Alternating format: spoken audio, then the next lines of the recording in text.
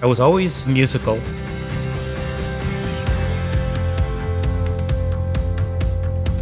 Back in high school, I was a singer and guitar player in a band we called Grease Lightning. Yes, that is me. I was tending bar in Boston. And honestly, there are days when I say, maybe I should be doing that again. My roommate at the time was a general contractor, and he was building a store for a company called Tweeter, etc. So during the days, I would go help build the store, and I met the owner of the company, and he kind of liked what I did, and he made me an offer to be the general manager of the very store we were building.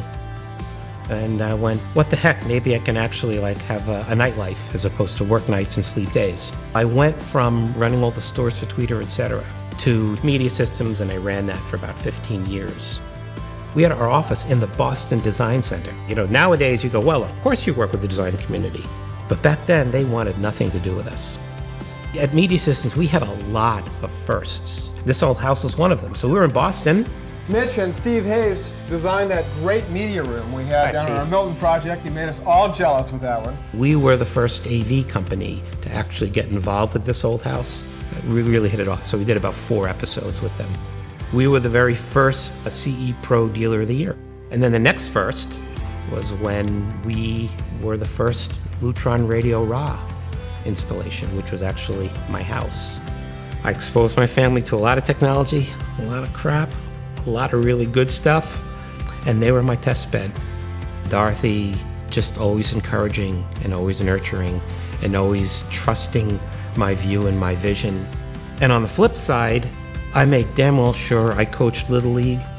I coached their games. I was very, very involved. And I exposed them to the world of CEDIA.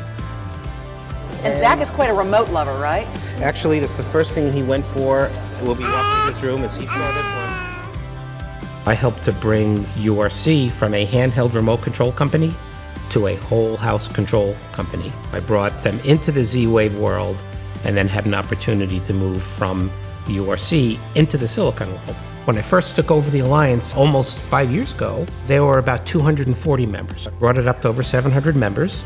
We have 3,000 certified devices that are specifically designed for the smart home. So it's been quite a wild ride. I became CEDIA treasurer in 1994. Vice president for 2 years, then in 1997 I became president and was president for 2 terms, 97 through 99. Since I came on board, we have been debating certification. I said, okay, incoming president, we're going to do it or we're not going to do it, and it's going to happen under my watch. And again, there were a lot of others that really did the work. There was legislation in my home state of Massachusetts. Rhode Island had already passed legislation that essentially would have put all of us out of business. So one of the first things I did was saying, we're going to address this. We have to protect our members. We have to get involved. The way to learn and be successful is to surround yourself with people who are smarter, perhaps more talented, have better vision, or different vision, if you will. The piece that I loved so much about working with CEDIA, working with the other volunteers and bringing people in and recognizing other people's passion, being able to bring them in and leverage that passion and let them run with it. Open it up. Don't shut it down.